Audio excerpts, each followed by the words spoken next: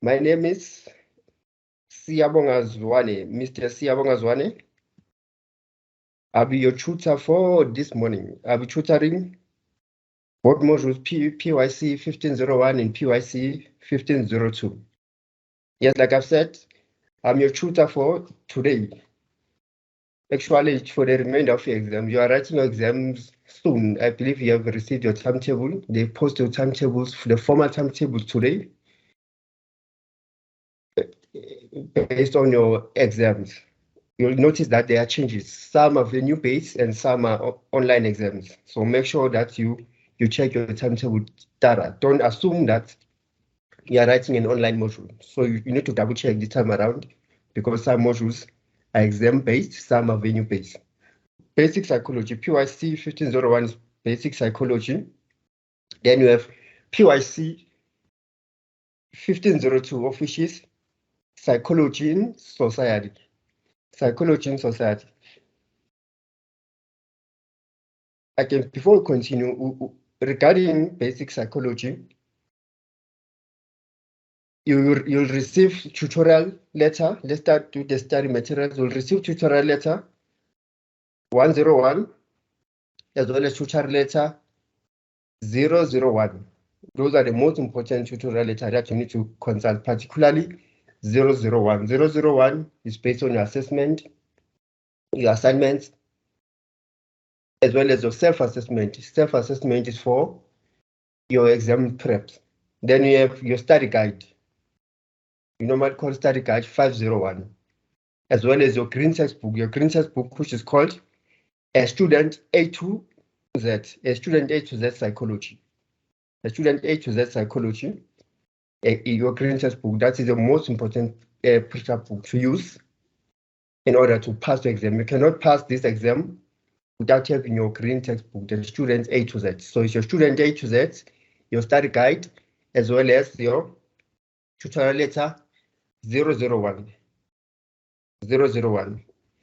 In your tutorial letter, as well as study guide, they've indicated some important information.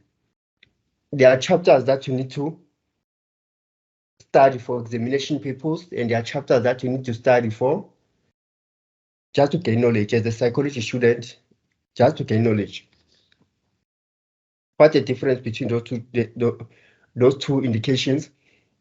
You'll see in your tutorial letter, they've mentioned things like expandable tree structure, flowchart, and visuogram.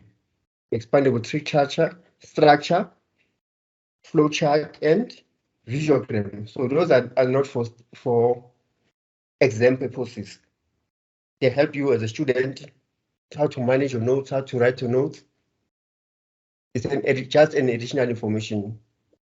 Then for examination purpose, as the one that you write, the content that you write in your assignments, that's as for examination purpose. So without wasting any time, let's continue. Human nervous system, the nature of impulse conduction. This is the most detailed chapter that will give you. The nervous condition is divided into two. Human nervous system is divided into two. We have the nature of impulse conduction as well as the structure of the brain. Structure of the brain, but today we'll just focus on the nature of impulse conduction. Yes. Step number one. What is nervous? What is human nervous system? What comes into your mind when you say human nervous system? What comes into your mind when you say nature of impulse conduction? The nature of impulse conduction. What comes into your mind? Step number one. You need to go to consult this structure, the drawing. This is a neuron. This is a neuron. It says schematic representation of a neuron in the human nervous system, enlarged millions of times. This is a neuron. Your body consists of millions of neurons. The neurons are responsible for transporting information throughout your body. The neurons are responsible for transporting information.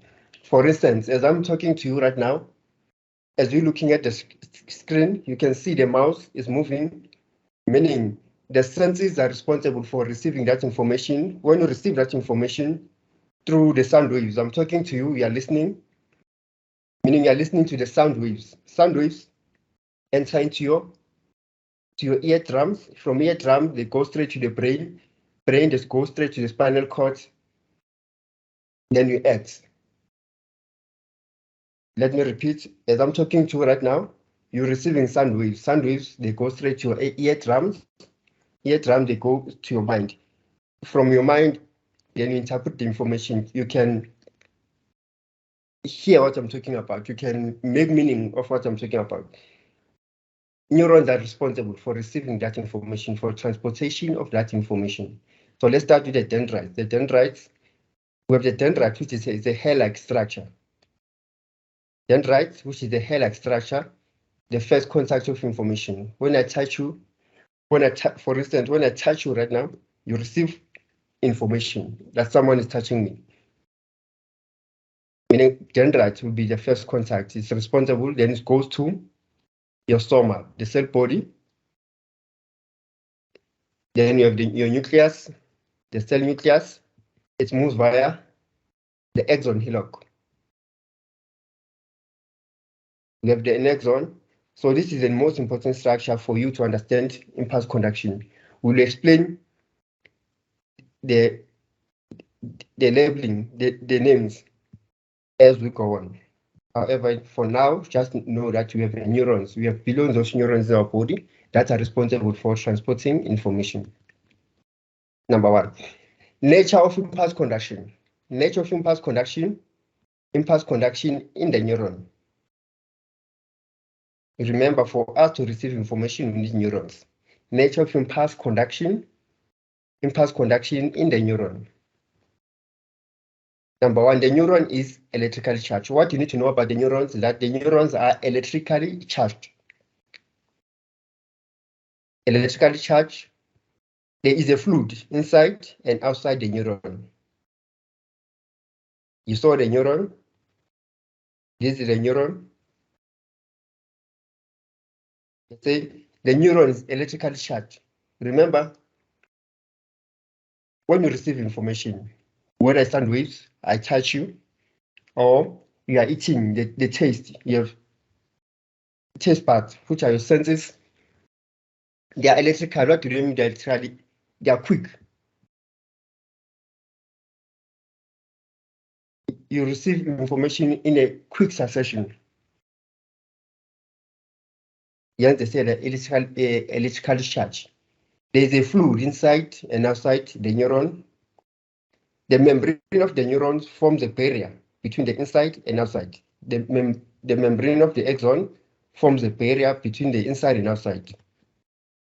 So around the axon, there's a membrane that protects the axon. It's covered by the membrane. The membrane of the neurons forms a barrier between the inside and outside of the fluid. The fluid contains various kinds of chemical particles, some of which are ions because they are electrically charged. Why they are electrically charged? They say the fluids contain various kinds of chemical particles, some of which are ions because they are electrically charged. So those ions they are positive sodium ions as well as negative potassium ions. So the positive ions are sodium and the negative ions are potassium. Because these ions are uneven distributed on either side of the cell membrane, therefore, the neuron is electrically charged because there is a potential difference between the inside and outside of the neuron. Okay, let's start afresh. We have a neuron which is responsible for transporting information throughout your body. Remember, information flow, it starts from your mind. I'm talking to you right now, you're receiving information, it goes straight to your mind. From your mind, you interpret it. If I say to you, please make sure that you have your books next to you, let's write an exercise. From the mind, I tell you, take out your exercise, let's write an activity right now. Let's do an activity right now. Then you take out the exercise, automatically, you do the activity, meaning you have received information from your mind, information was transported from a spinal cord, from the spinal cord, then you take your pen, meaning you acting on what I'm saying. Information is received from the mind via spinal cord, then your muscle, you act by writing. They say the neurons are electrically charged. The neurons are electrically is speed. They're referring to number one, the speed. For instance, when you touch a hot plate, a hot stove plate, a fire with your hand, instantly you remove your hand. Meaning it's electrically charged, it's quick. Then they say there's a fluid inside and outside of the neuron. That's what you need to know. There's a fluid inside and outside of the neuron. The membrane of the neuron forms a barrier between the inside and outside. The membrane of the neurons forms a barrier between the inside and outside, meaning the neuron is covered by what? The membrane. It's protected by the membrane. And that membrane, what does it? It forms a barrier between the inside and outside of the fluids. It helps the fluid to be transported from inside and outside. Remember, a membrane is a sponge-like. It's a sponge-like substance. A sponge can suck in water and take out water. That's a membrane, meaning it allows the movement of the neurons from the inside and outside. The fluid contains various kinds of chemical particles, some of which are ions, because they are electrically charged. Why they are electrically charged? Because they are ions. There are positive sodium ions and negative sodium ions. So the ions, we have negative ions, which are potassium, and positive ions, which are sodium. Because these ions are unevenly distributed, by unevenly distributed, there's an imbalance of the ions outside and inside. Because these ions are unevenly distributed on either side of the cell membrane, meaning sodium and negative ion are not balanced.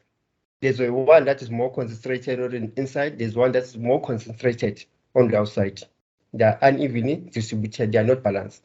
Therefore, the neuron is electrically charged because there's a potential difference between the inside and outside of the neuron. Why the neuron is, if the question comes, why the neurons are electrically charged, or why the neurons are unevenly distributed. Therefore, the neuron is electrically charged because there is a potential difference between the inside and outside. Because there is a potential difference between the inside and outside, yes, the neurons are electrically charged. I hope that is clear. Let me. Number two. Now that you have done number two, there is a resting membrane potential. So everything that I'm explaining here, you'll find in your textbook. These are not just my notes. I made a summary, but everything is in your study guide as well as the textbook. Then the resting membrane potential. They say if the ions were distributed equally inside and outside the cell membrane, if the ions were distributed equally inside and outside the cell membrane, remember I said here, the ions are not balanced, they're unevenly distributed, meaning they are not equal. There is one which is concentrated more on the inside, there's one which is concentrated more on the outside. They say if the ions were distributed equally, let's assume that the ions were balanced, so it distributed equally inside and outside the cell membrane, there would be no electrically charge or no potential. If they were distributed equally inside and outside, there will be no electrically charge and no potential at all. Before any part can fire, there must be a condition of readiness in the neuron, which is determined by the resting membrane potential. Let me open my book. Before the neuron can fire, there must be a condition of readiness in the neuron, which is determined by the resting membrane potential. When we say before the neuron can fire, we mean when you receive information, whether through touch or visual. As you can see the slide, you can see I'm moving the mouse. Or as I'm talking to you, you're receiving sound waves. They say before an impulse can fire, you receive information before the information can pass through, before information can go through. That's what they mean by before an impulse can fire. Meaning before the information can proceed, there must be a condition of readiness in the neuron, which is determined by the resting membrane potential. So the resting membrane potential determines whether the impulse can fire or it cannot fire, determines whether the information can move from one segment to the next or not. Without the resting membrane potential, information cannot be fired. You see, let's start afresh. If the ions were distributed equally inside and outside the cell membrane, there will be no electrical charge or no potential. Before an impulse can fire, there must be a condition of readiness in the neuron, which is determined by the resting membrane potential. For information to fire, for information to pass through from one segment to the next, it needs to be in a condition of readiness. What determines the condition of readiness is resting membrane potential. That's it. Then we move on. When the neuron is in a condition of readiness, when the neuron is in a condition of readiness, meaning it's ready to fire, it's ready to transport information,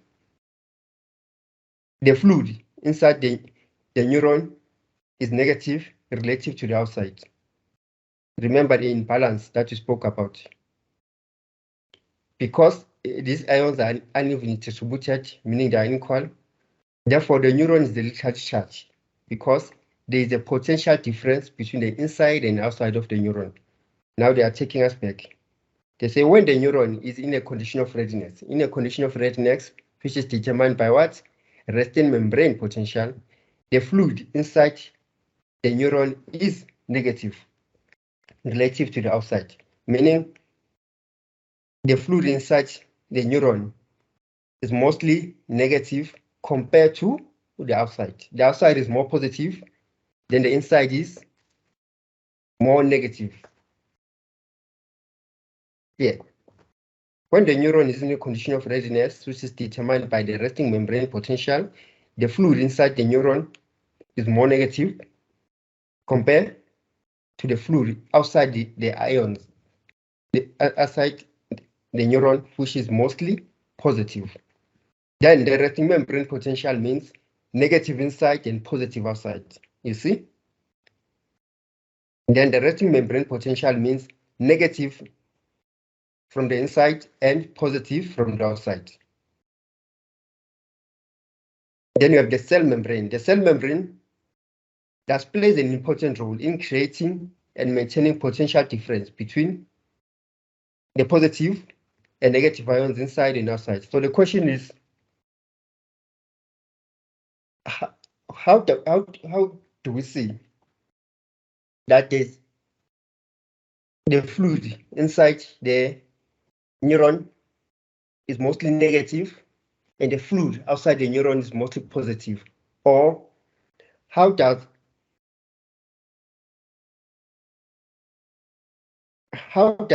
what influences the movement of the fluid from the inside and outside? What allows the movement? What allows the fluid to move from the inside and the outside? Here is the answer. They say the cell membrane that plays an important role in creating and maintaining potential difference. So the cell membrane maintains the potential difference between the positive and negative ions. Out here,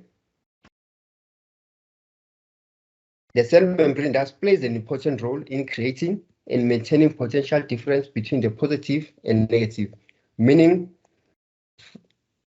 for a negative ion to move in and out, for a positive ions to move in and out, the movement is determined by the cell membrane. Like I said, the membrane is a sponge-like substance.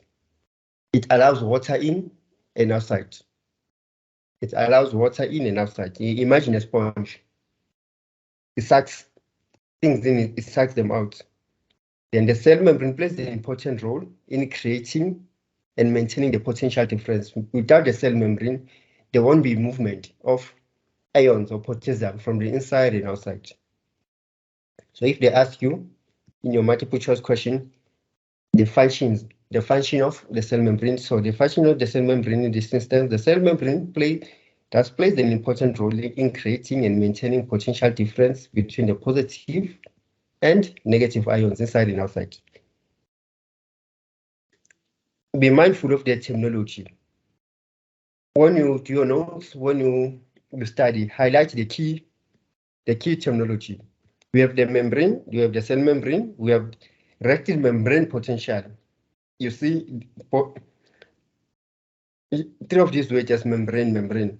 But when the questions come, you need to be able to differentiate between the type of membranes. We have resting potential membrane, which determines the readiness of the neuron. Then we have cell membrane, which determines which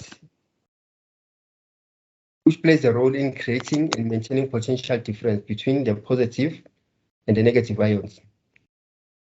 The resting membrane potential is an electrical charge brought about the difference between positive and negative ions inside and outside. The resting membrane potential is an electrical charge brought about the difference between the positive and negative. What do they mean here? Then you go back. I'm talking to you right now. You are receiving sound waves. You can hear my voice. Your voice goes, first contact of your voice, your senses, hearing senses. It goes into your eardrum. From the eardrum, it goes straight to your mind. Then you make sense of the information, isn't it? That's an example. For the information, to go through your eardrum and make sense of the information that I'm sharing with you, you need what we call resting membrane potential. You need resting membrane potential. Yes, they say before in pass can fire. Okay. I was saying, I talk to you or I touch you with your senses, you can receive information. It goes straight to your brain. In the brain, the information is interpreted. What determines that? The first contact of information is the eardrum. From the eardrum, it goes straight to the mind. But for the information to pass through, to move, the pass needs to be ready to fire. What determines it to be ready to fire is the resting membrane potential. Say before any pass can fire, there must be a condition of readiness in the neuron, which is determined by resting membrane potential. Then we go back here. They say the resting membrane potential is an electrical charge brought about the difference between the positive and negative ions. Remember, ions are unevenly distributed, they're not equal. However, as soon as the impulse is ready to fire through resting membrane potential, then the difference changes here. The resting membrane potential is an electrical charge brought about the difference between the positive and negative ion. So as soon as the information comes in, then the resting membrane potential determines whether the impulse can fire, the information can be transported. That's when the positive and negative ions move from inside and outside. Polarized state. Then I'll explain to you how does the ions move from inside and outside. We are going there now. How does the ions move from inside and outside? The resting membrane potentials occurs when the neuron is inactive, resting but polarized. We have the polarized state. You can highlight polarized state in your textbook. The resting membrane potential occurs when the neuron is inactive. When you say polarized, meaning your neuron is inactive, resting. So another word for polarized is resting, inactive. What do they mean by polarized, inactive, resting? Let's read it again. The resting membrane potentials occurs when the neuron is inactive, resting. What do we mean by inactive neuron? For instance, when you are asleep, your neurons are inactive because you are in the relaxation mode. Remember, you have 5 senses. 5 senses, we have hearing senses, we have visual senses to see, we have taste, senses for taste, senses for smelling, and senses for touch. When you are asleep, you don't feel anything, you don't see anything, you just in a dreamland, meaning your neurons are inactive, your neurons are resting. Your neurons are inactive, your neurons are resting. That's what they mean by polarized. I hope you are clear. Most your neurons are inactive when you are asleep. If not asleep, as I'm conducting a class right now, the 2 senses that are most effective is your visual, because you are looking at the slides, as well as your hearing senses. Those are the 2 senses that are on high alert because you are trying to concentrate. You're listening as well as looking at the slide. So it's visual as well as hearing senses. Meaning the smell senses, taste senses, as well as the touch senses are inactive now. Because the most important senses right now is your hearing and visual. Taste, unless you're eating, meaning your senses are active. But if you're not eating anything, if you're not tasting anything, your senses are inactive. If you're not touching anything or something is touching you, meaning your neurons, your senses are inactive. Yes, I say the good example would be when you are asleep, your senses are in a polarized state. They are resting, they are inactive because you are in a sleeping mode. Then you continue. Therefore, when there is a resting membrane potential, the neuron is ready to receive information or message in a form of an electric impulse to conduct this impulse along its axon and to the neuron. Then you are asleep. Let's assume that you are asleep. Then someone wakes you up with a touch. Someone wakes you up with a touch or is calling your name. When they calling your name, they say, therefore, when there is a resting membrane potential, the neuron is ready to receive information. As soon as you receive the touch, you wake up, your senses are high now, are on high alert. Who's calling my name? They say, therefore, when there's a resting membrane potential, the neuron is ready to receive information. Remember, resting membrane potential determines the readiness. Before an impulse can fire, before you can make sense of the information, who's calling my name, why are you calling me? There must be a condition of readiness, which is determined by the resting membrane potential. They're repeating here, they say, therefore, when the resting membrane potential, meaning when the neuron, when the impulse is ready to fire, when we're trying to make sense of the information. Therefore, when the resting membrane potential, the neuron is ready to receive information, messages, in a form of an electrical impulse. To conduct this impulse along the axon, they say in a form of an electric impulse. In a form of electrical impulse, electric charge, it means when I'm talking to you, you are receiving my sound waves. It's electrically charged, it happens within seconds. You cannot feel them, or less than a second. You cannot feel it. It's quick. When someone calls your name, you beside your name. When someone touches you, the information goes straight to your brain spinal cord in a quick succession. There's no way that you can trace the information that, okay, the information is moving from my fingers. I can feel it is passing the elbows. It's going straight to the brain. I can feel it from the brain. It's going to the spinal cord. There's no such thing like that. So it happens in a quick succession. And they say electrical impulse is quick.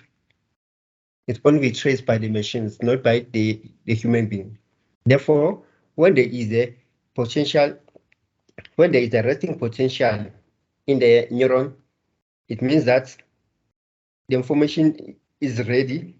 The neuron is ready to receive information through the process called electrical impulse to conduct this impulse along the axon. To conduct the impulse along the axon. Here's an axon. Like I've said, this is the first contact with information dendrites. They receive information through the soma and the nucleus. Nucleus speeds up the information, speeds up the information through the axon. They say through the axon, that's where it moves. We have millions of neurons in our body which are connected. It's more like a chain. Imagine a chain, neuron number 1, neuron number 2, they are connected. The neurons are connected more like a chain from one segment to the next, from neuron to neuron. Then moving on, but before we move on, polarized state, meaning your neuron is inactive, probably asleep, or you are not focusing on that sense. Your neuron is inactive. However, as soon as you receive information, someone is touching you, you are eating something. Therefore, when there is a resting potential, the neuron is ready to receive information in the form of electrical impulse to conduct this impulse along the axon. Let's move on. Then we have what we call action potential. Action potential. An action potential is triggered in an axon where the total potential reaches a particular level in the axon hillock. An action potential, this is where you're starting. An action potential is triggered in the axon when the total potential reaches a particular level in an axon hillock. What do we mean by total potential? Let's read it to understand. An action potential is triggered in the axon when the total potential reaches a particular level in an axon hillock. Total potential means the sum of information. The sum of information. Let's assume that you're walking in the street, someone's calling your name. Dana, someone is calling your name. However, you can't hear clearly. Then you wait to turn around. You are checking for someone that's calling your name. Dana, Wendy. Meaning the information has not reached a total potential. Then the person decides to shout out your name or to call your name much louder. Wendy! Suddenly you can see the person. That is the total potential. What do they mean by total potential? For you to interpret information, for you to make sense of the information, it should be louder enough or it should be intense enough. For you to receive information, it should be intense enough. For instance, as I'm conducting a class right now, I'm trying by all means to raise my voice so that you can hear. So that you can reach a total potential. By total potential, the louder the sound is much easier for you to hear the information. The more intense the touch, that's when you can interpret the information. An action potential is triggered in an axon when the total potential reaches a particular level in an axon block. However, we'll break it down here. What I've just explained, we'll break it down here in this 4 bulletin. They say the axon must have a resting membrane potential for. We know what a resting potential by now. The axon must have a resting membrane potential, must be in a state of readiness for an action to take place, for an action potential to take place. An axon must have a resting membrane potential for an action potential to be triggered, and the sum potential in an axon hillock must exceed the resting membrane potential by a particular amount called threshold. The axon must have a resting membrane potential, meaning it must be ready to fire information, to transport information, for an action potential to take place. For an action potential to take place,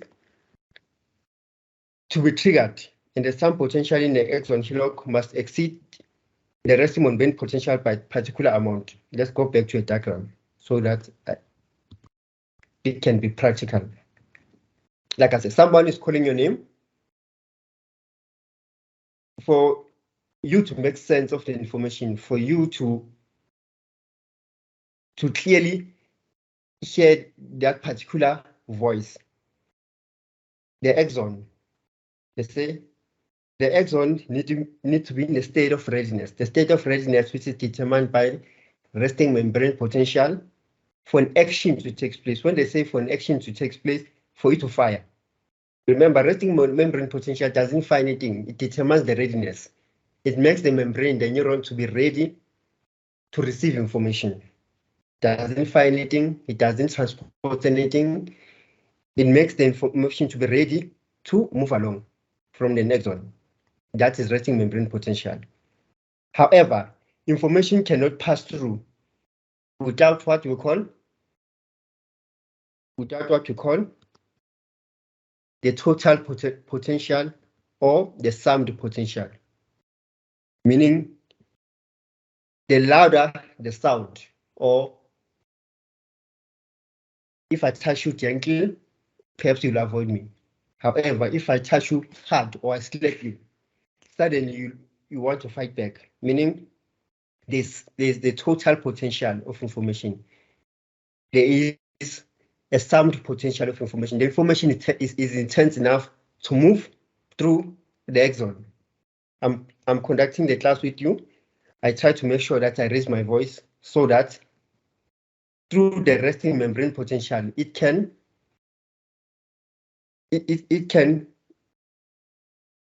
move along. The louder it is, meaning it's a total potential. The intensities, meaning it's a summed potential. The information can be moved along in a quick succession.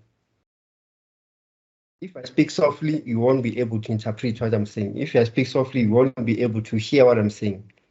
Hence, the axon must have a resting membrane potential, which determines the readiness for action potential to take place. For an action potential to take place, meaning for information to be fired, for information to move along, to be triggered, which is triggered by the sum potential, which is triggered by the intensity of the voice, intensity of the information in an axon hillock. So the information must exceed the resting membrane potential by a particular amount called threshold. So that particular amount is called threshold. Threshold. The axon must have a resting membrane potential for an action potential to be triggered, and the summed potential in an axon hillock must exceed the resting membrane potential by a particular amount called threshold. So that particular amount is called threshold. I hope it's clear. I hope I'm making sense. I'm talking to you right now. You are receiving sound waves for the fact that you can make sense of the information, for the fact that you can hear my voice and able to interpret it related to the textbook, meaning I've exceeded the what? I've exceeded the resting potential. I've exceeded the threshold. Again, you're hearing the information. I've exceeded the threshold, meaning my voice has a total potential, has a summed potential. It's easy for you to hear. It's louder enough for you to hear information. So an axon potential is therefore triggered only when some potential in an axon hillock reaches the threshold potential. So an axon potential is therefore triggered only when there is a summed potential, where there is enough intensity from the information in an axon hillock reaches the threshold potential. So an axon potential is therefore triggered only when some potential in axon hillock reaches the threshold potential. Then we move along. The threshold potential is more than the axon resting membrane potential. Do you see? the threshold potential is more than the axon resting membrane potential, meaning even if the neuron is ready to transport information or to determine information which is through the resting membrane potential, however, if the information is not louder enough, it cannot pass the threshold potential. For information to pass through, you start from the resting membrane potential to determine the readiness. However, if the information is not intense enough or louder enough, it cannot pass the threshold. You need to be in a state of readiness as well as passing the threshold. That's when the information can move straight to the brain from the neuron via the neurons. When an action potential is triggered, when there's an action, when the potential is triggered, when the information is allowed to pass through, they say the membrane becomes permeable to sodium ions, which rushes into the axon, moving from high sodium concentration on the outside of the neuron to low sodium concentration on the inside. Now we're getting into real business. Remember I said to you, neurons are unevenly distributed from the inside and outside of the neuron. There's no balance between the neurons, the ions inside the neuron and outside the neuron. There's no balance. Since there's no balance, as soon as information enters, when the action membrane potential is triggered, as soon as the information entered, as I'm talking to you, as soon as the information enters, they say the membrane becomes permeable to sodium ions. Remember, sodium ions are more concentrated where? Let's go back. Yes, the resting membrane potential is an electrical charge brought about the difference between the positive and negative ions inside and outside. Where they've been. Then the resting membrane potential means negative inside and positive outside. Positive ions are sodium and negative are potassium. So in short, what I'm saying here is that positive from the outside. So there's more sodium outside compared to the inside. There's more sodium outside, then there's more potassium inside. There are positive ions, that is, they are more concentrated on the outside. The negative ions are concentrated on the inside. You can write that down so that you don't confuse you. Sodium ions are more on the outside. Potassium ions are more on the inside, which are negative. Sodium is positive, more concentrated on the outside. Negative potassium are more concentrated in the inside. But as soon as the information enters, that changes. How does it change? When an action potential is triggered, the membrane becomes permeable to sodium ions. As soon as the information comes through, the membrane, which I said to you, is more like a sponge. It sucks in out, it takes out. It's permeable, meaning it can transport information inside and outside, can transport ions inside and outside. As soon as the information enters, the membrane becomes permeable to sodium ions, which rushes into the axon, moving from high sodium concentration on the outside of the neuron to low sodium. As soon as the information enters, the sodium that is inside, that is more concentrated on the outside of the neuron. The sodium is concentrated on the outside of the neuron, then information enters through, it changes direction. Instead of remaining outside, it goes inside. How does it go inside? Which rush into the axon, moving from high sodium outside, moving from high sodium concentration on the outside of the axon to low sodium in the inside. You receive information, the resting membrane is ready to fire, action potential takes place, sodium ions from outside, they move inside. Remember, inside is more negative. It's negative because of the potassium ions. So the sodium that is concentrated outside moves inside instantly. Then what happens when it moves inside? That's the question. Sodium, when you receive information, sodium ions goes inside the axon, moving from high to low sodium in the inside. Then what happens? They say to you, the influx of positively charged sodium ions means the neuron become less negative. Where? On the inside. Remember, negative, the inside is negative. Outside is positive. They say the influx of potassium ions, now that the potassium ions is moving inside the neuron, inside the axon, suddenly the neuron become less negative inside because it's then been charged by the sodium ions. The sodium ions are positive. When they go inside, they charge the inside. The inside again turns into positive. It becomes positive instead of negative. They say the influx of positively charged sodium ions means the neuron become less negative in the inside. Do you see? When it moves from outside, it goes inside, it charges the negative ions. Everything now has become positive.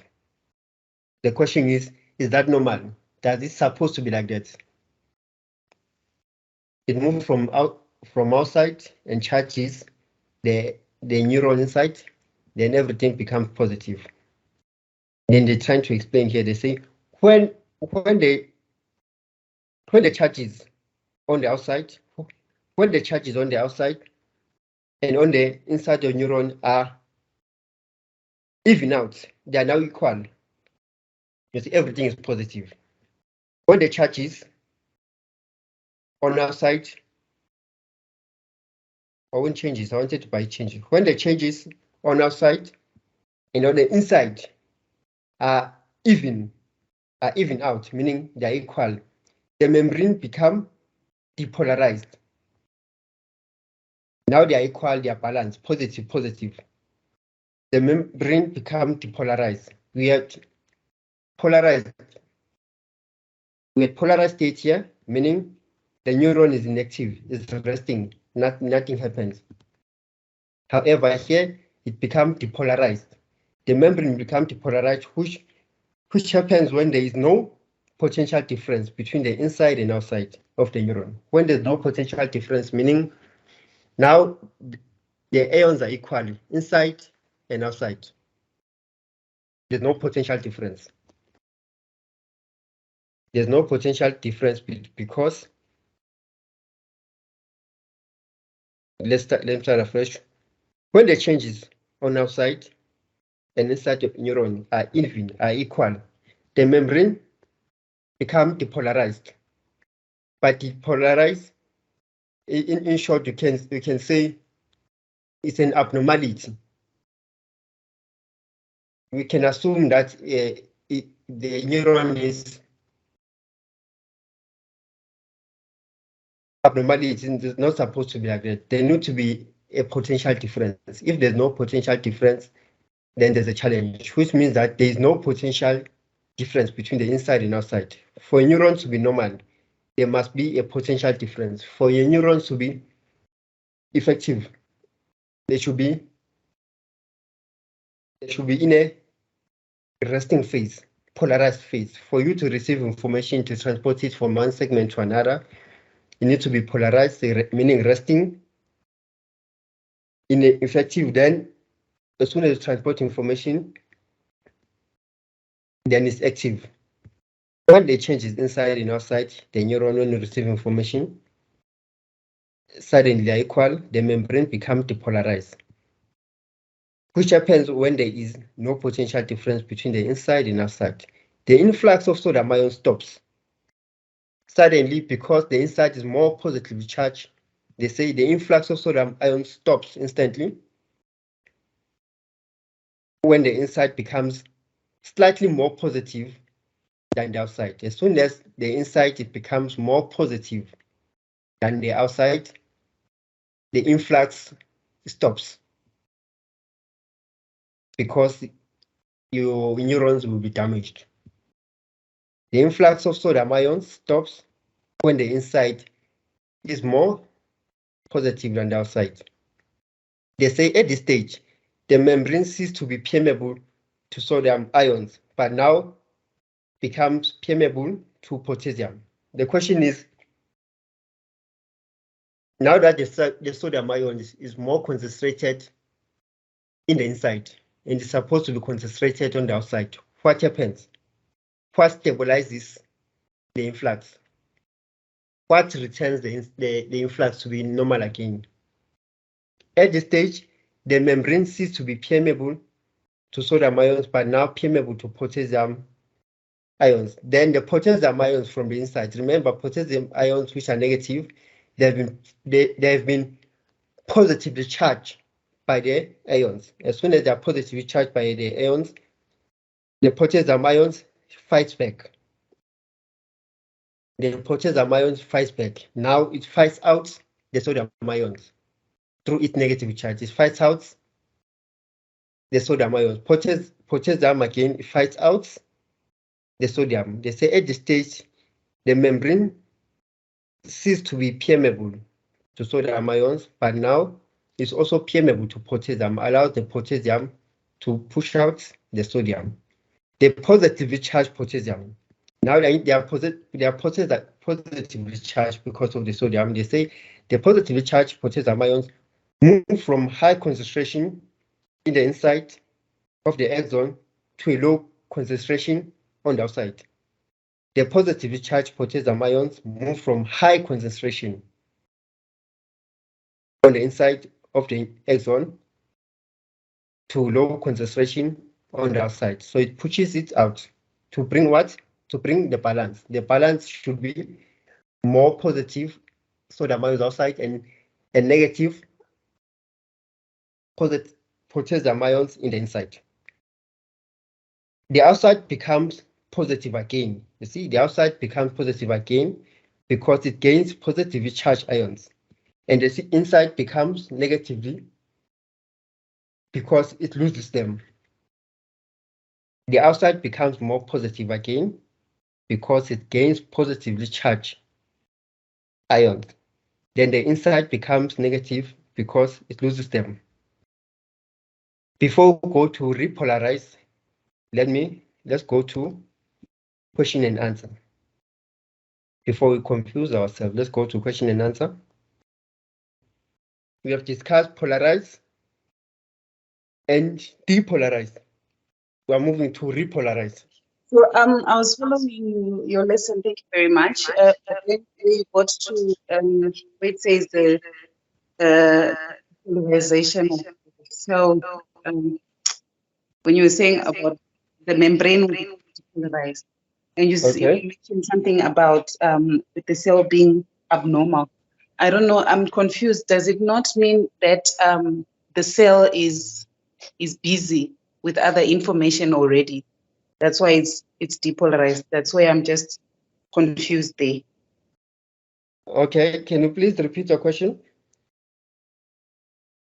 So I was saying, you mentioned they in the notes, it says that when the charges on outside and inside neuron are even out in brackets equal, the membrane will become depolarized. Yes. Potential difference outside of the axon.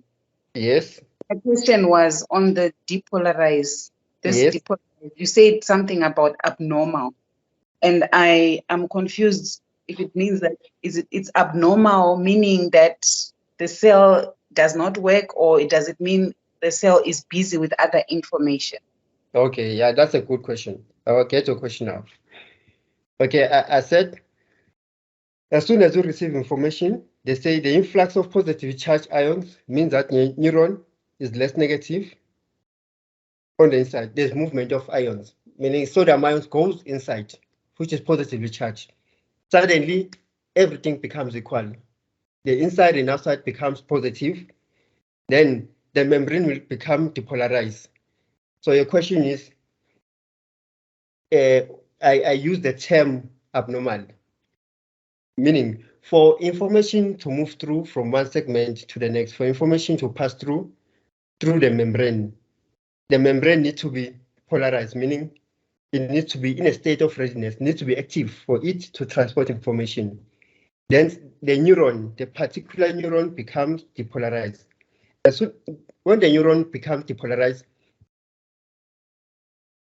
it stops transporting information, like they said. The influx of sodium ions stops, and the insight becomes more positive. Suddenly, the other neurons will take place. Remember, I said the neurons are more like a chain.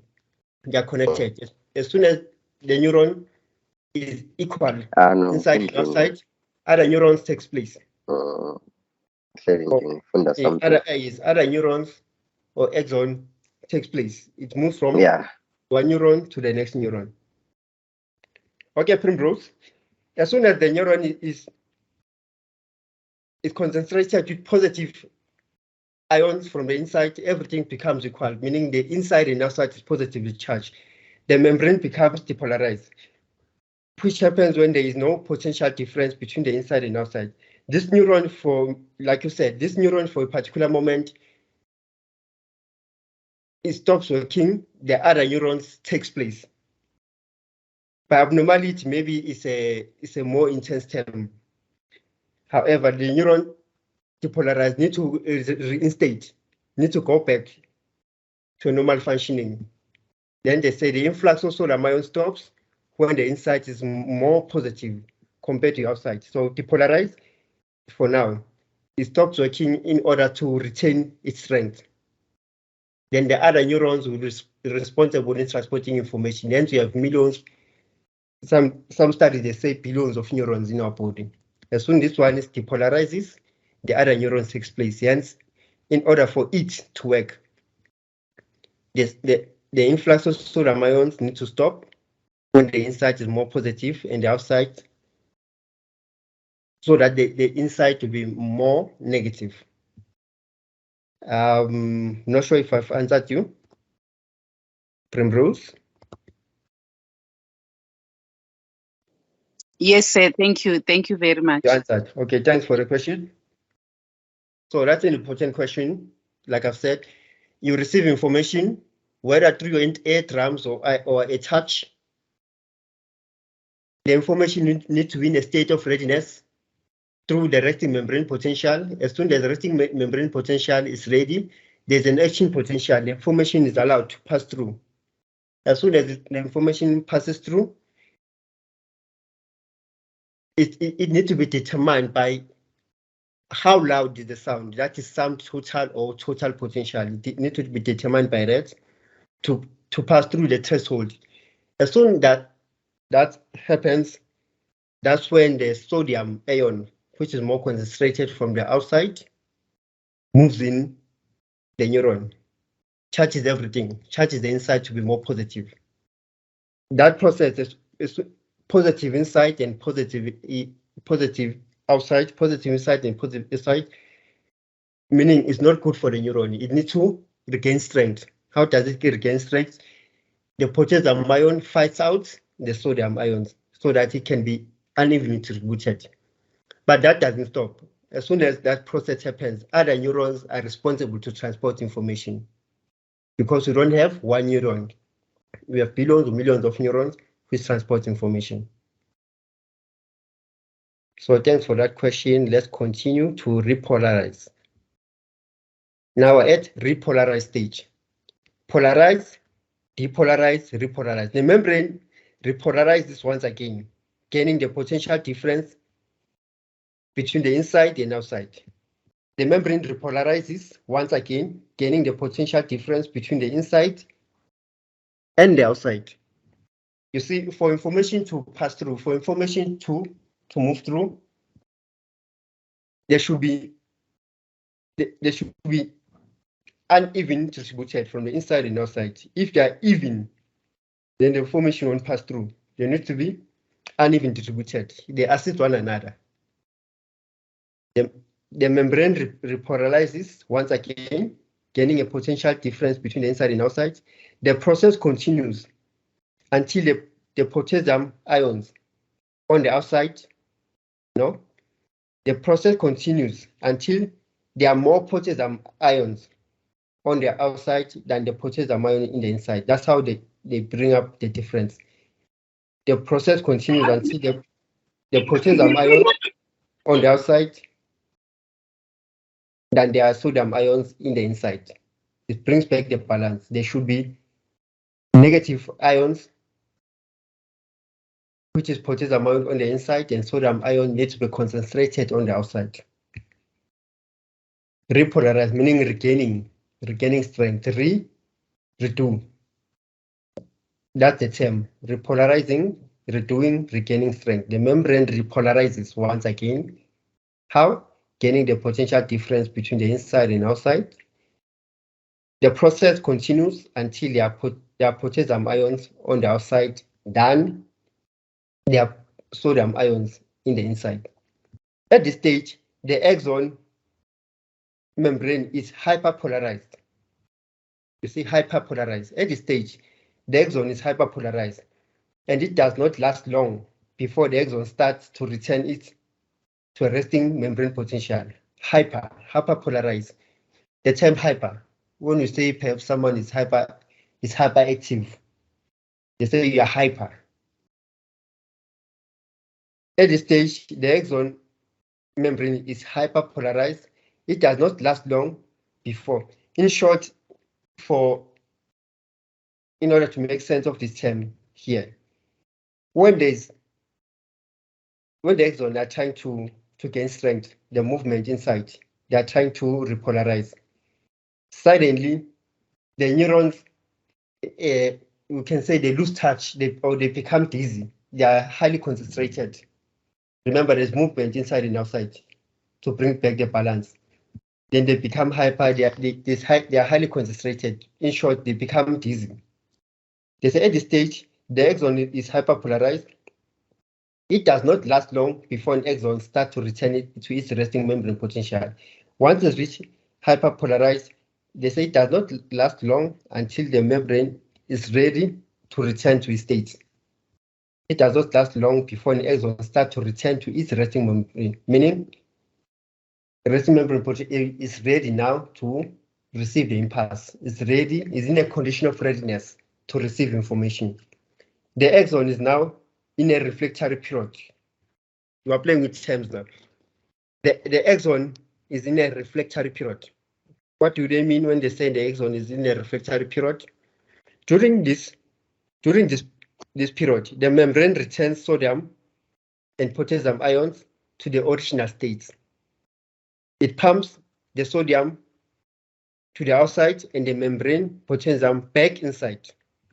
That is the reflectory period. The axon is now in a reflectory period. What is the reflectory period? Reflectory period is a process whereby the membrane returns sodium and potassium ions to its original state. How does it retain sodium and potassium ions to its original state? It pumps the sodium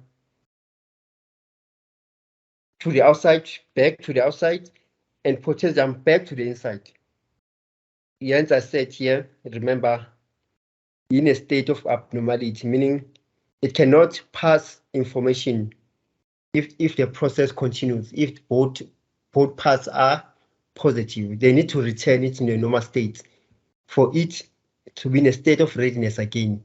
Hence, the other neuron will take over so that it cannot be affected. An example here would be a sound. For instance, a sound. I'm talking to right now, you can hear the sound. Let's compare the sound of a voice and the sound of a gunshot. Suddenly there's a gunshot next to you or outside the house. That sound is a bit intense. You jump up to pay attention. What's happening? Meaning your sodium and potassium ion, they act much quicker in a quick succession.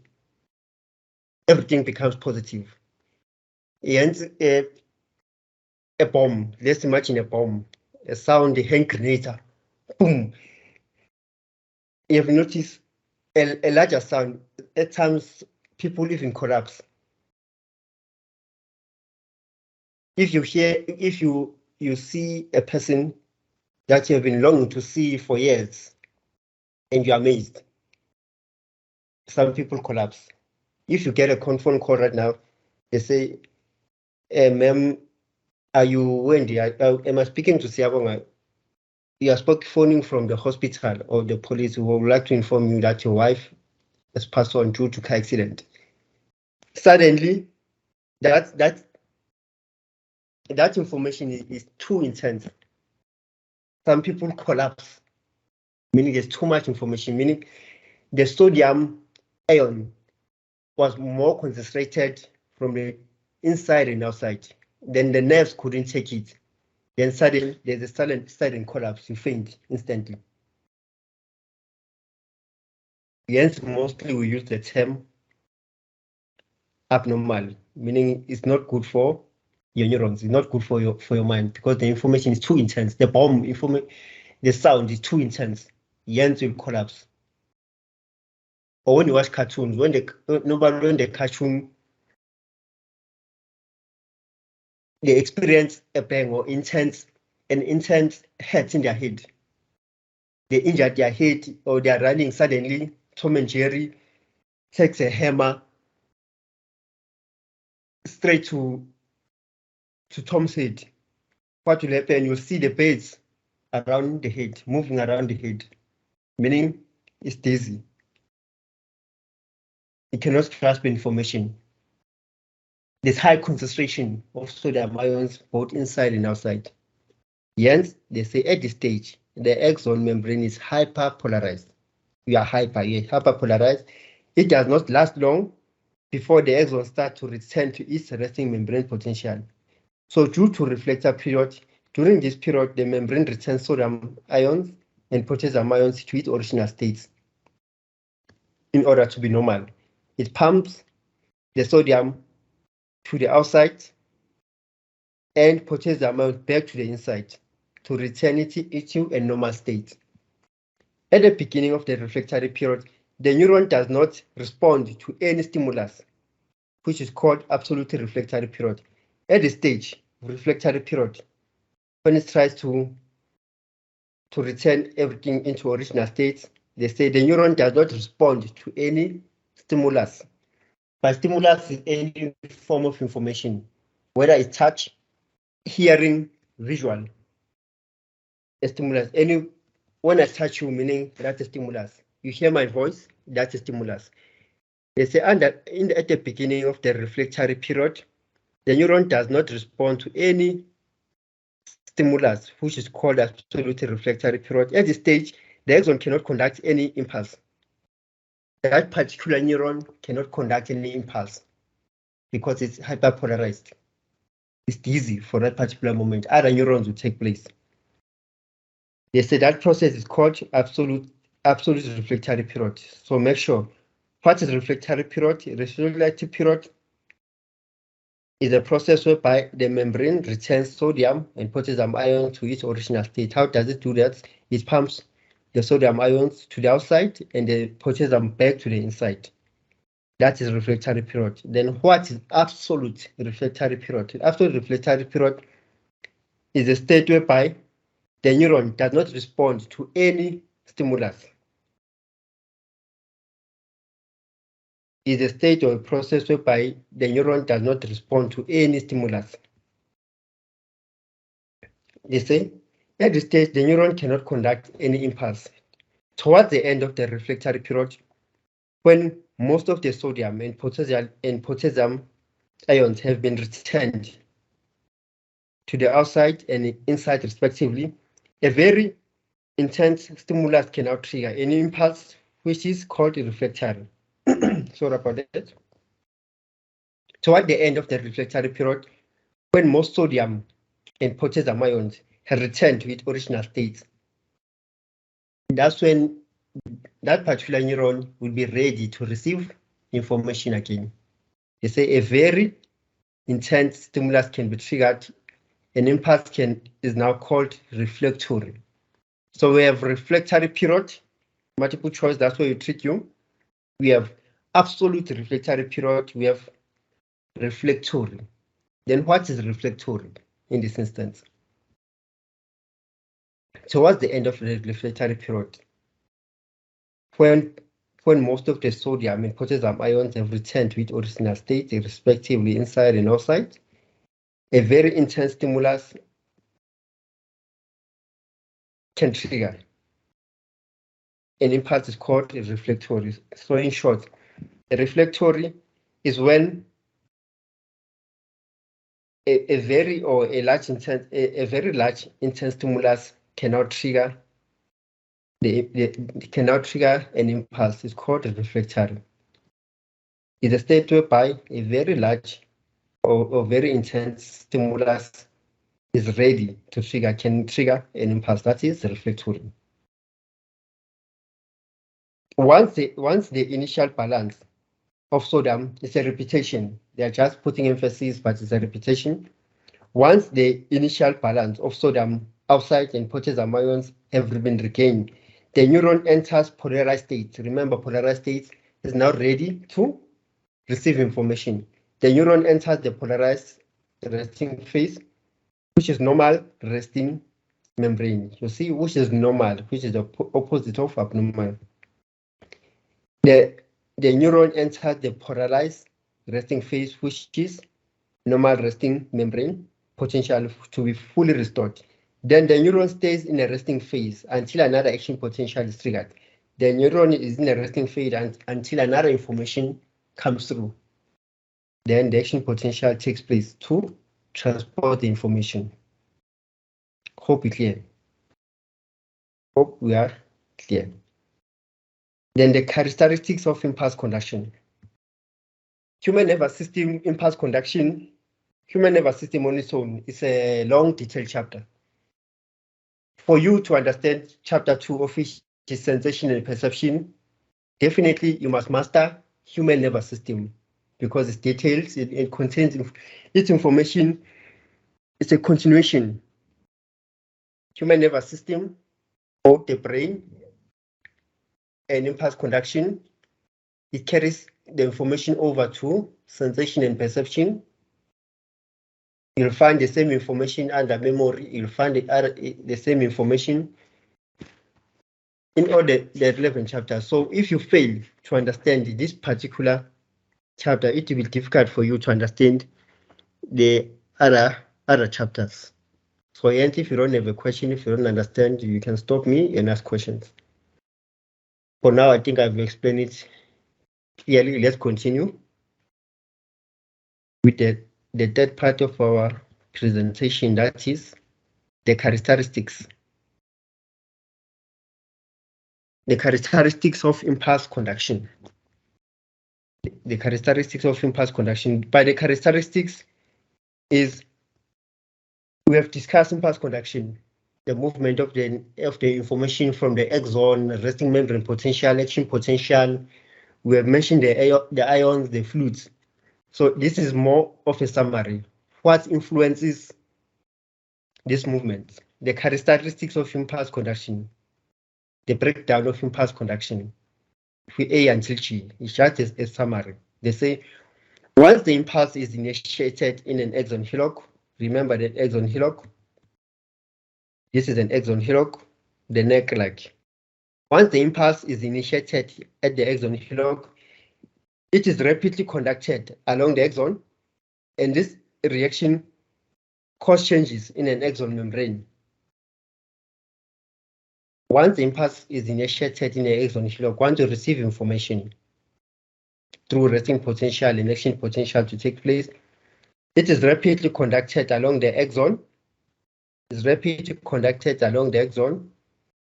Here's an axon, the movement of information through the axon. It's rapidly conducted along the axon, and this reaction causes changes in an axon membrane. What changes happens when you receive information? The fluid, they're referring to the ions in the fluid that are moved. So that moves inside, potassium needs to push it back later. That's the changes. Meaning it allows the movement of the ions inside and out. In this way, changes spread down the axon from one segment to the next. The information moves from one segment to the next. You see, it passes through from one segment to the next, from one segment to the next until it reaches the other neurons.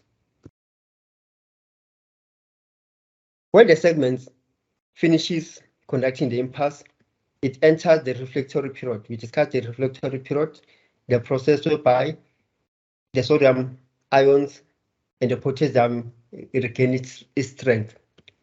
That the reflectory period follows the impulse down the axon, which means that the impulse can be conducted in one direction only.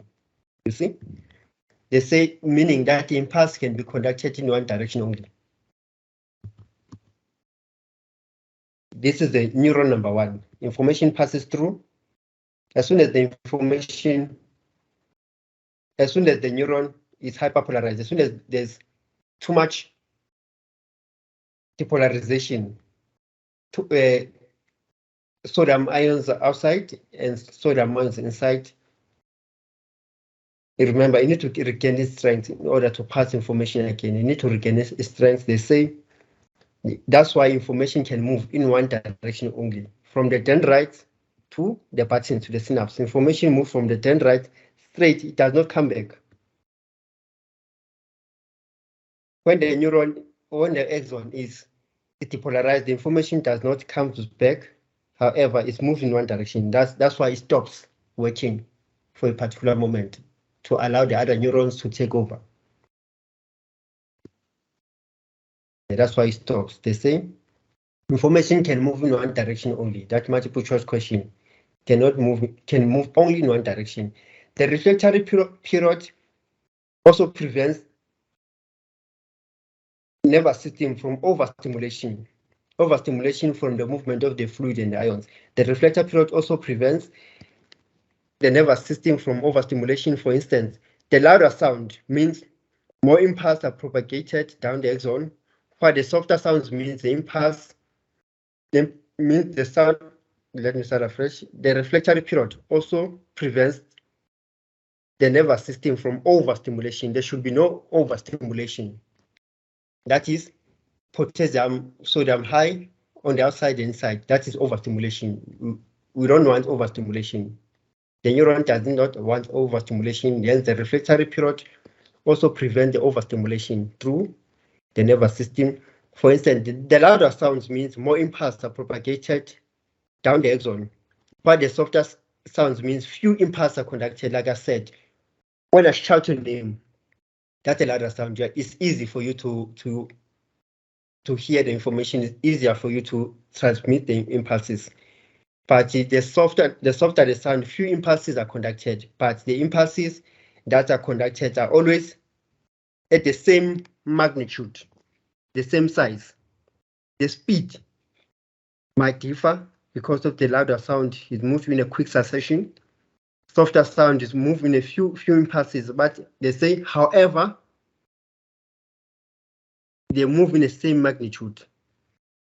The same magnitude, referring to we can say the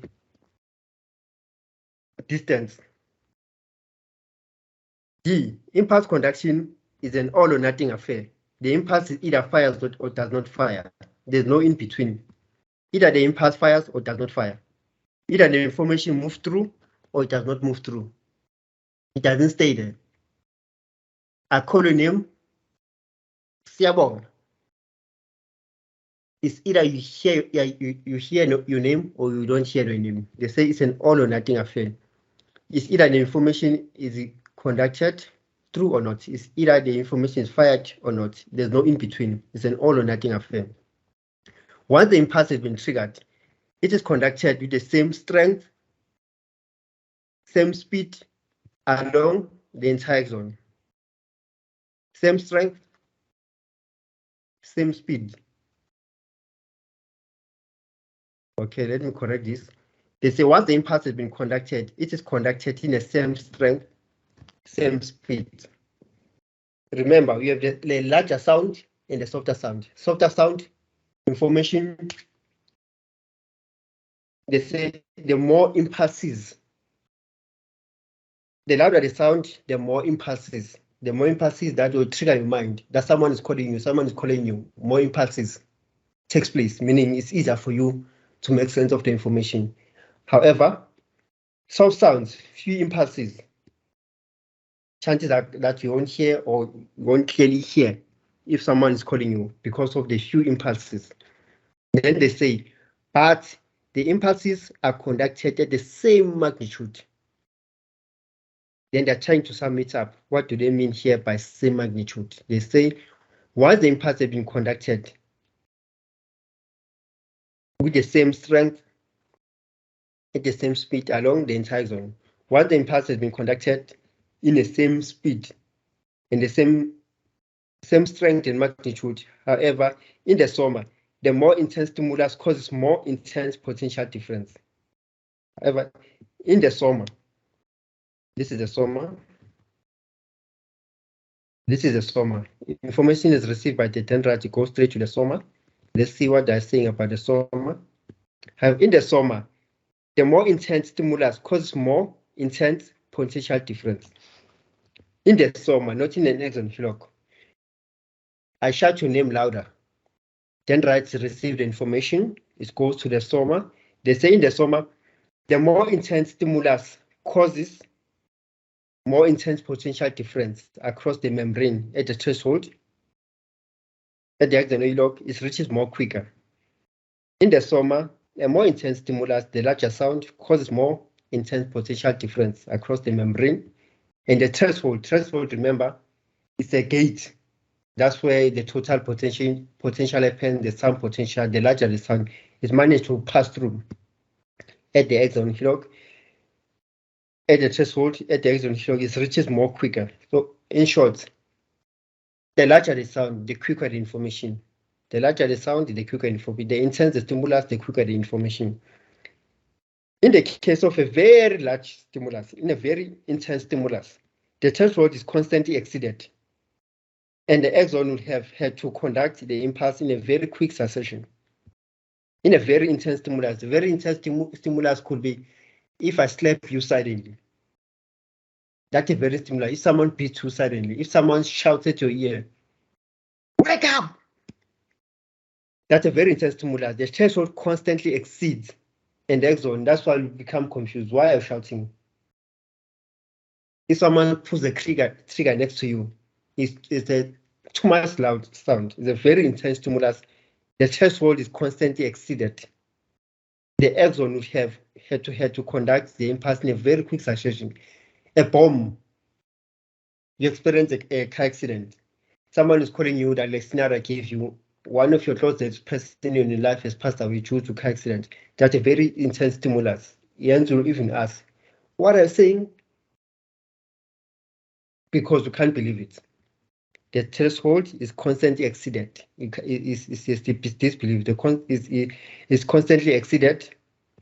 The axon, because the information is too much, the axon would have to conduct the impulse in a very quick succession. If this were to happen, the axon would totally deplete the sodium ion and potassium balance in the nervous system. But due to reflectory period, the rate at which the neuron can conduct impulse is limited. Do you see that? Sorry. If this were to happen, let's imagine a bomb. In the case of a very intense stimuli, the threshold constantly exceeds. In a very intense stimulus, the threshold constantly exceeds, and the axon would have had to conduct the impulse in a very quick succession. But that would be abnormal. Yet some people collapse. Yet some people they become in disbelief. They can't share the information because it's constantly the threshold is constantly exceeded. If this were to happen, the axon would totally deplete the sodium and potassium. It totally depletes the sodium, more like damage. It totally depletes the sodium and potassium in the nervous system. But due to reflectory period, the rate at which the neuron can conduct impulse is limited. see, it's limited. So your neurons will be damaged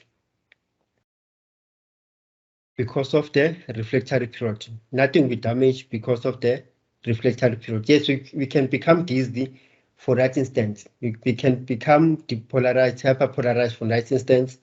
Confusion. In short, you can become confused in that particular moment. However, nothing will be affected or depleted because of the reflectory period. The reflectory period, like I said, is prevents overstimulation. Reflectory period also prevents overstimulation. There should be no overstimulation because that is abnormality.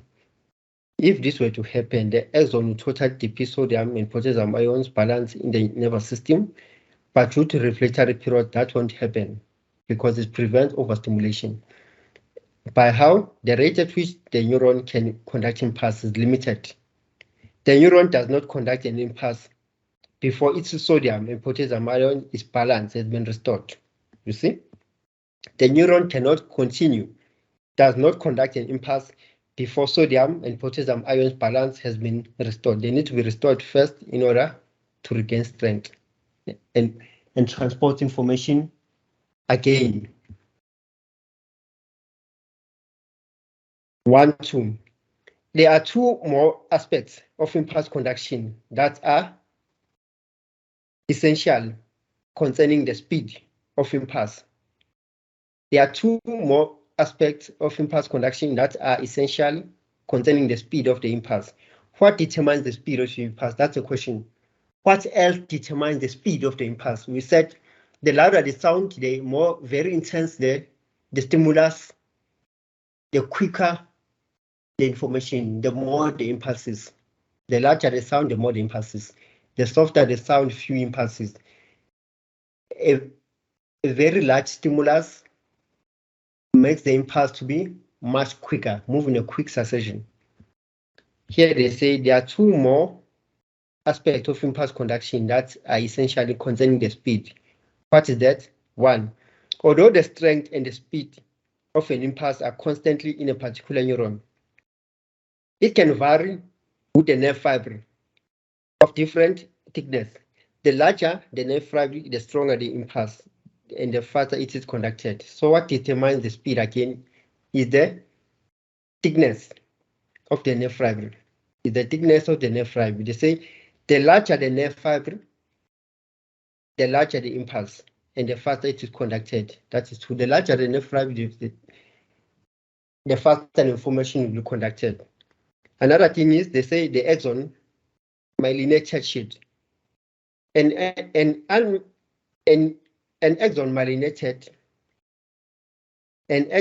myelinated, if it is enclosed with a white fatty sheet called myelin. Let's go back to see what do I mean by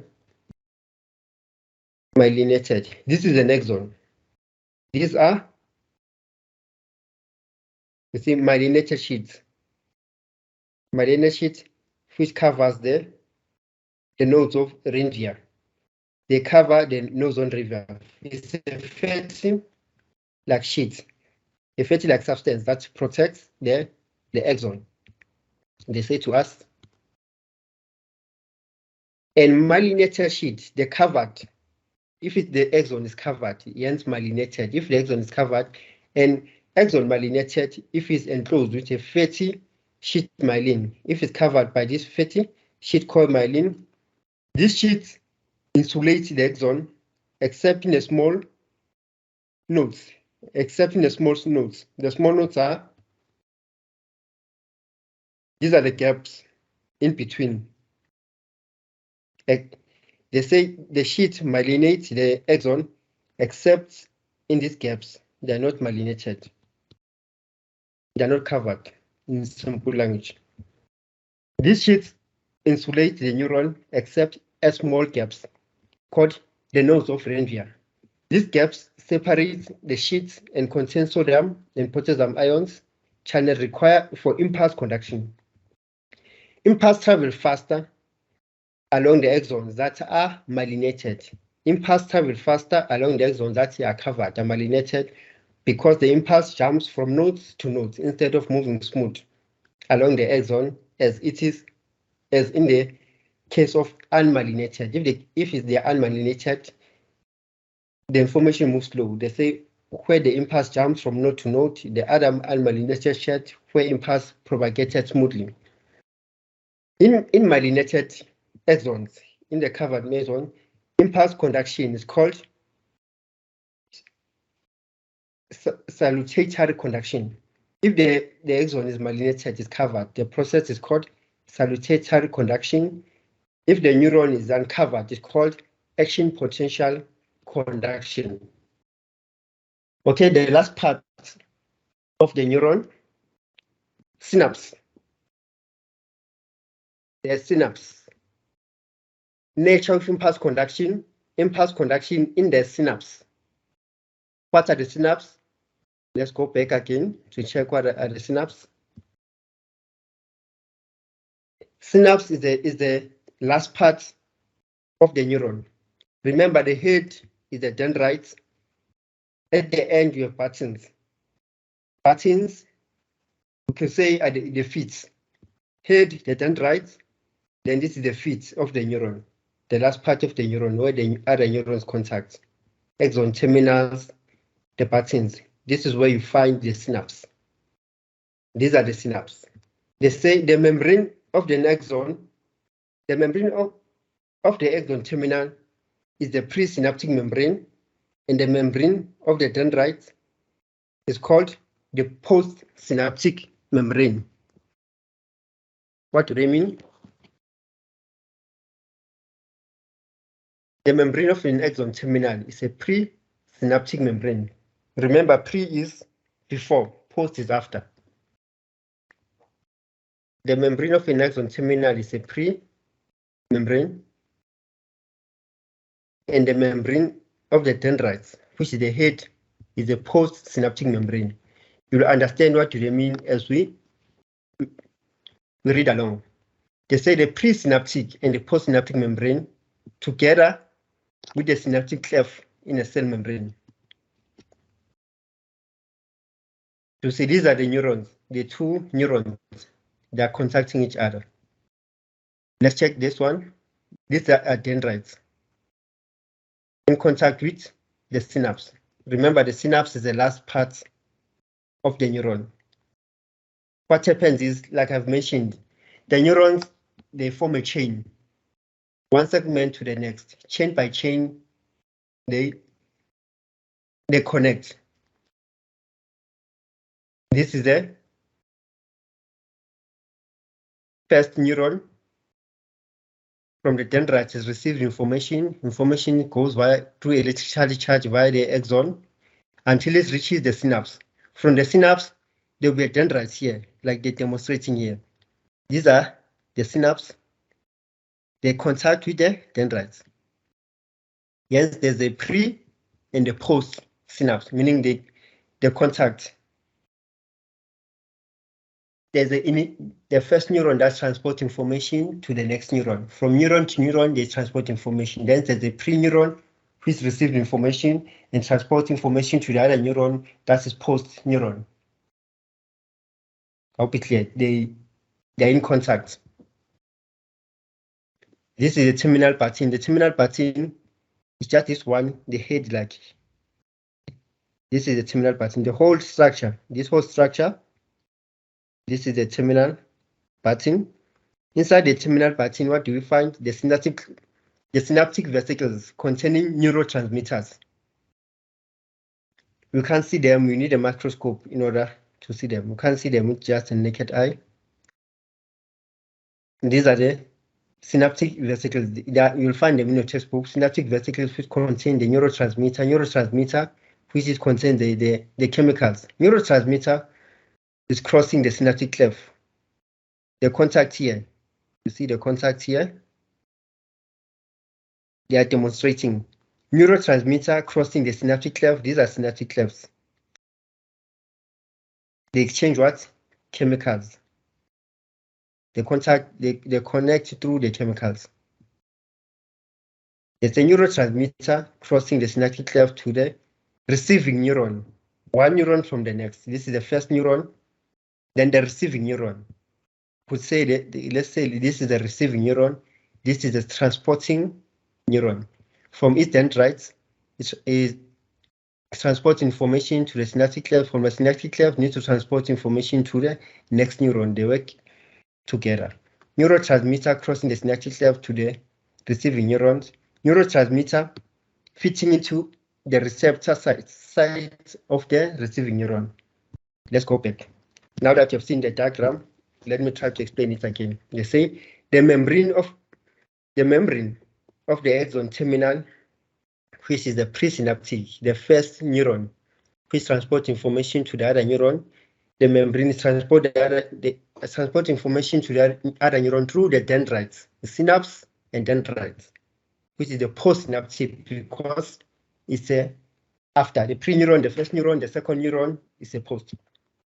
The presynaptic and the postsynaptic membrane together with the synaptic cleft in the symptom. The synaptic cleft, like I said, the contact information where they meet. Synaptic cleft.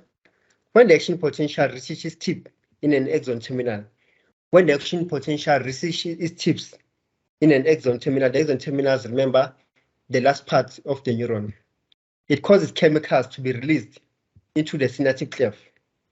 It causes the chemicals to be released into the synaptic cleft. When the action potential reaches the tip of the axon terminals, it causes chemicals to be released into the synaptic cleft, which allows contact to take place across it. These chemicals are called neurotransmitters, and they can alter activity in the neurons. You see the difference here. At first, we said through impulse conduction, the axon, the information is electrically charged. Information is electrically charged. However, when we reach the synapse, no more electrically charged. The information moves through the chemical process. The information moves through the chemical process. For information to be moved from one neuron to the next, is through the chemicals. They say when action potential reaches the tip of the axon terminal, they don't say it is electrically charged, but they say it causes the chemicals to be released into the synaptic cleft, which allows contact to take place. It takes place through the chemicals. This process, the meeting of the two neurons from the dendrites, which is the post, and the synapse with the axon terminal, which is from the pre, it happens due to the chemicals via the neurotransmitters. These chemicals are called neurotransmitters, and they alter activity in neurons. Communication between neurons occurs because of the movement of chemicals across the synaptic cleft. When the neuron fires, the action potential is conducted towards the axon terminal, which causes the vesicles that is under neurotransmitter, which causes the vesicles. These are the vesicles, the one that carries chemicals, which causes the vesicles with the neurochemical to move closer and attach themselves to the presynaptic membrane. At this point where they are attached, the membrane opens and the neurotransmitter passes the synaptic cleft. At the point when they are attached, the membrane opens and the neurotransmitter is passed from one neuron to the next. The neurotransmitter mixes with the fluid outside the cell and combines with the receptors in the postsynaptic membrane. Different neurons use different chemicals as their neurotransmitter, but each neuron releases the same chemical from all branches of the axon. What do they mean by different neurons uses different chemicals? So it depends on the type of information that you like to interpret. Remember, you have five senses. They are chemicals that are responsible for when you see something, when you hear, when you taste. It's different chemicals that takes place. That determines the process. Different chemicals.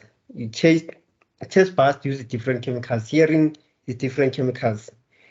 Touch, different chemicals. These neurotransmitter molecules diffuse across the synapse to the postsynaptic neuron. See, they diffuse. They push out chemical. These neurotransmitter molecules diffuse across the synaptic to the postsynaptic neuron. The neuron on the receiving end of the synapse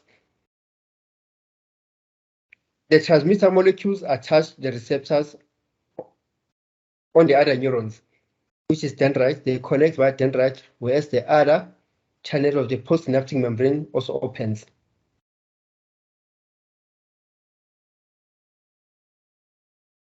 This is the process that they're explaining.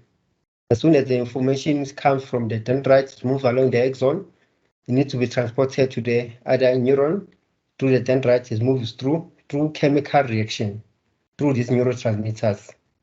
They open up, they are attached to transport the information from one neuron to the next. So here is another summary. We are finishing now.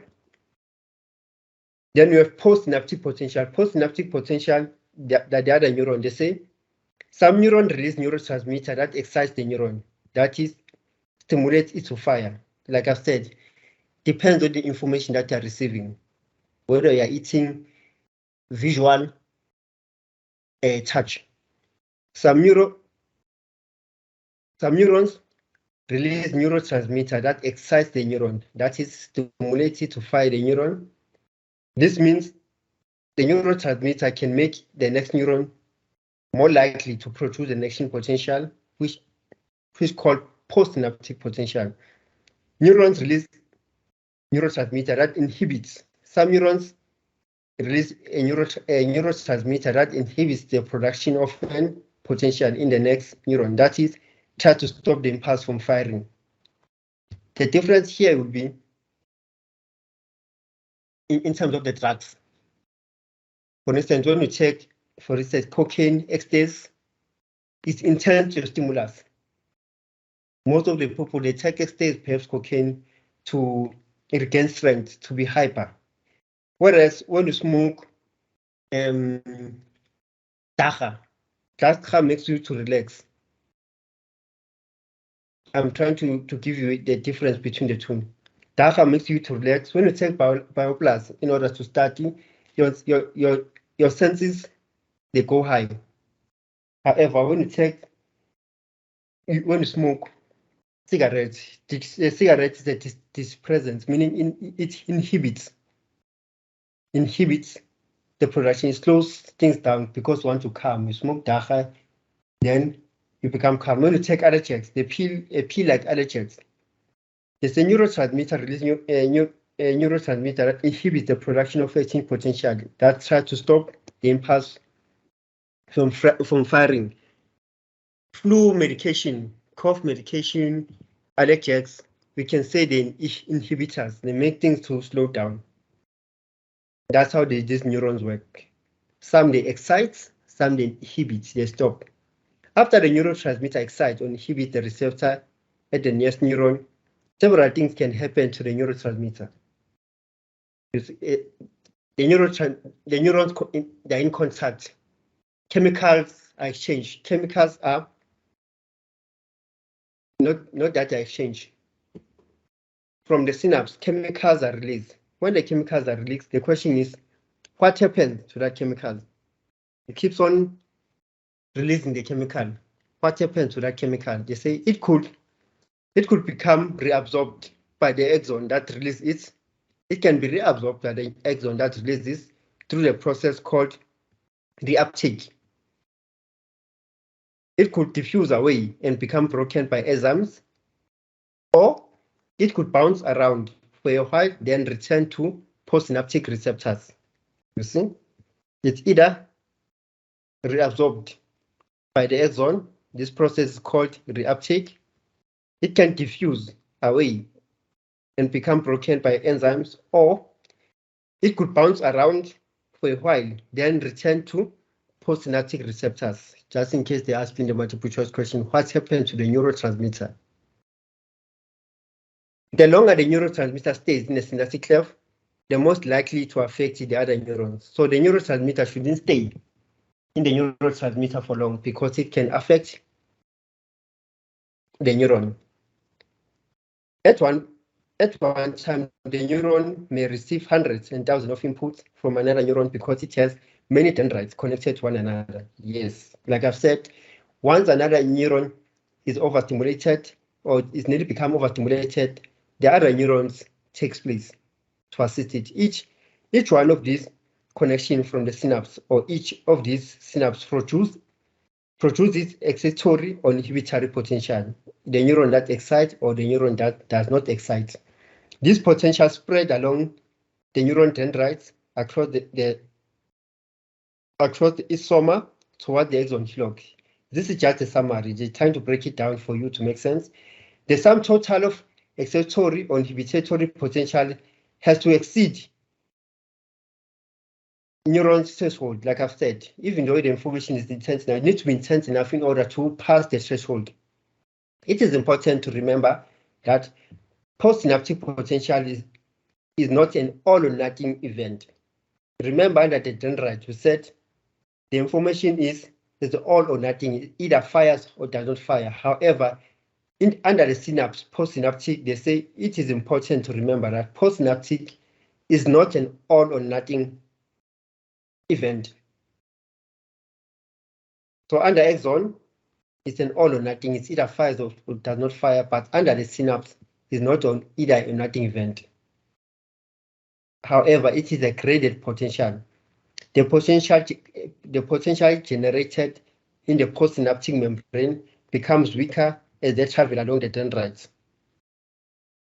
Here, under the graded potential, the potential generated in the postsynaptic membrane becomes weaker as they travel along. So the information here, the information that is transported by the chemical from one dendrite to the next becomes weaker as they travel along. When it becomes weaker, meaning it will do what? The reuptake process, the chemical reuptake process, or to be broken down by enzyme, which will bounce back and go back to postsynaptic. This potential also impacts on each other. Excitatory potential adds towards the greater excitement. Like I said, excitatory creates through greater excitement, the information moves quicker. Inhibitory potential adds towards the greater inhibition. Information is lower. They say they tend to cancel each other because other one excites, other one inhibits. This process involves temporary and spatial summation, which is in the textbook. Spatial summation occurs when the postsynaptic is reinforced by action potential from the terminals of several axons, reaching the same synapse more or less the same time. This processes involves temporary and spatial summation. What is spatial summation? Spatial summation occurs when the postsynaptic potential is reinforced by action potential from the terminal of several axons, reaching the same synapse more or less at the same time. The action potential is reinforced because more neurotransmitter is released. An accumulation of the more neurotransmitter in the synaptic cleft. Then the temporary summation occurs when the same axon discharges repeatedly and also causing the release of accumulation of a more neurotransmitter in the synaptic cleft. That's the difference between the two. They say spatial and temporary summation increase the chance of a neurotransmitter firing in the case of excitatory potential, excitatory postsynaptic potential, as well as and reduce chances of the neurons firing in the case of inhibitory. So if there's inhibitory, there are less chance of firing. However, if there is excitatory, there are higher chance of firing the impulse. Then the last part, the nature of neurotransmitters. We have acetylcholine, adrenaline, noradrenaline, dopamine, serotonin, gamma amino acid, and endorphin. These are the neurotransmitters that are responsible for transporting information under the synapse. You'll go through them in the textbook. I didn't write them because they're straightforward in the textbook. You'll check under acetylcholine, the purpose of acetylcholine, the purpose of adrenaline, the purpose of noradrenaline, dopamine, serotonin, gamma, and endorphin. You'll check them in the book. Then they say the effects of drugs on synaptic processes. The effect of drugs on synaptic processes Some knowledge of neurotransmitter helps us to understand the effect of drugs on behavior because the drugs work by affecting synaptic process. The drugs work by affecting the synaptic process. There are main classes of drugs. There are two main classes of drugs, that is agonists and antagonists. Agonists are those that have similar effects to some neurotransmitters. So agonists are those drugs which have a similar effect to some neurotransmitters, whereas the antagonists are those that block the action of a neurotransmitter. So in short, we can say agonists are the drugs that excite, whereas antagonists are the drugs that inhibits, they block the movement. They give an example, they say, for example, the opioid sensitive receptor in a postsynaptic neuron are highly receptive to nicotine, morphine, codeine, painkillers. Morphine and codeine are therefore agonists. Why? Because then they have a similar effect with the other neurons. They're called agonists because they have a similar effect with other neurons. Then we have alternate. In short, we look at euthanasia drugs. The anesthetic drugs, and by the barbiturates drugs are sedative, are antagonists because they increase the sensitivity of the postsynaptic to inhibitors, which prevents excitation of the neurons. Drugs are generally classified on the basis of the effect of the behavior. This, for instance, the sedative, they're more like a sedative drugs, the one that they use in the wildlife. Animals, when you watch a geograph, they use in the zoo to shoot, perhaps, let's say they want to treat a lion with a certain medication, or an elephant to stop it. Tranquilizer, they shoot it in order for it to lose strength. As soon as they shoot it, the tranquilizer will lower down. It will act against the hormones of the animal. Then the animal will become dizzy and sleep. That is, these are the drugs. They act as sedative in order to slow the process down. Here they're giving you the difference between the drugs that excite and the drugs that inhibit the movement. Okay, guys, this is the book that I've used. The student A to Z. The same textbook that we are using, nothing else. For now, it's the end of our session. Like I've said, it's a detailed chapter. Next week, the structure and functions of the brain, PYC1501. But today, at past 10, we will be doing PYC1502. We'll be discussing stress, understanding of stress. For now, we are done for today.